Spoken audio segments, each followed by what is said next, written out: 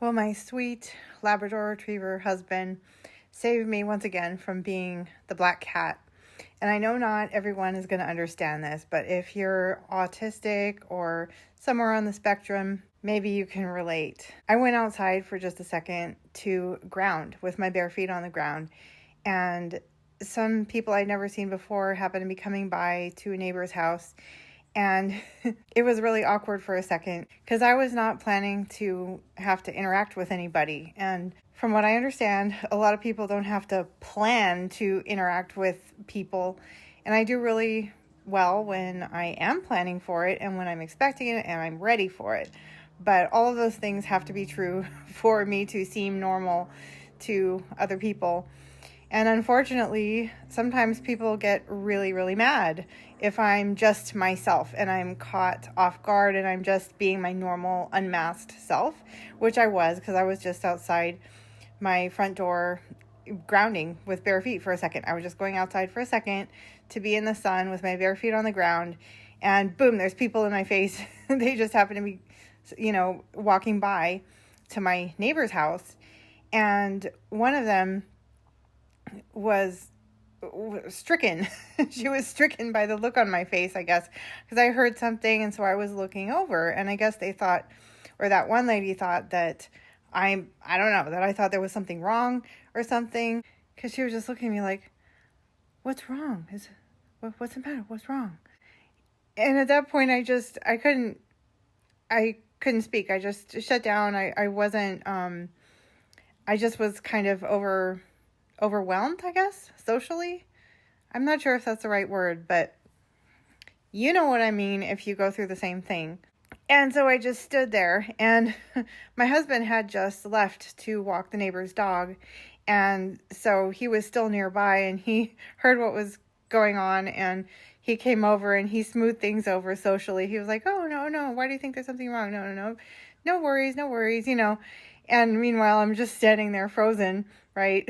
Or there's 3 people there acting like there's a problem because I'm standing in front of my house grounding for a second.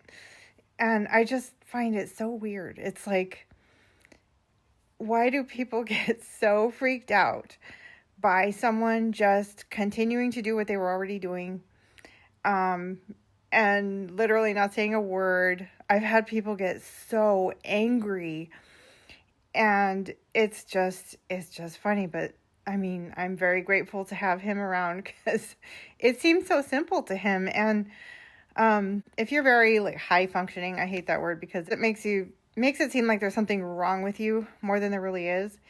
But if you otherwise are seeming pretty normal and smart to people, they don't seem to understand when something like that happens.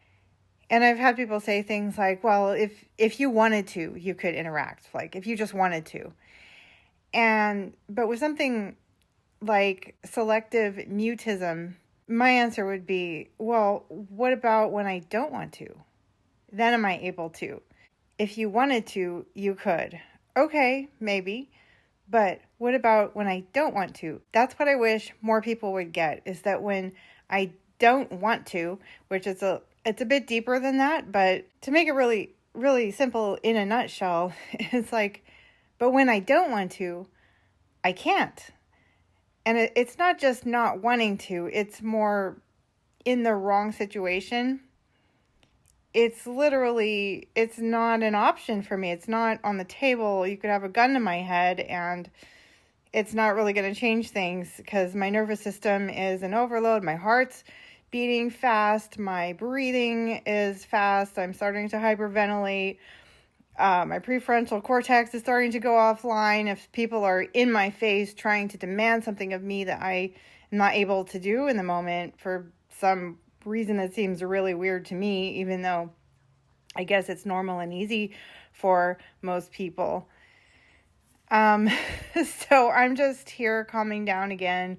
Of course, it takes about 20 minutes after something like that for your nervous system to completely reset. So I'm just keeping busy, just ground some coffee. I'm using my essential oils.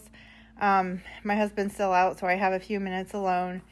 And I just put the essential oils on my temples, on my chest, on my heart, behind my neck.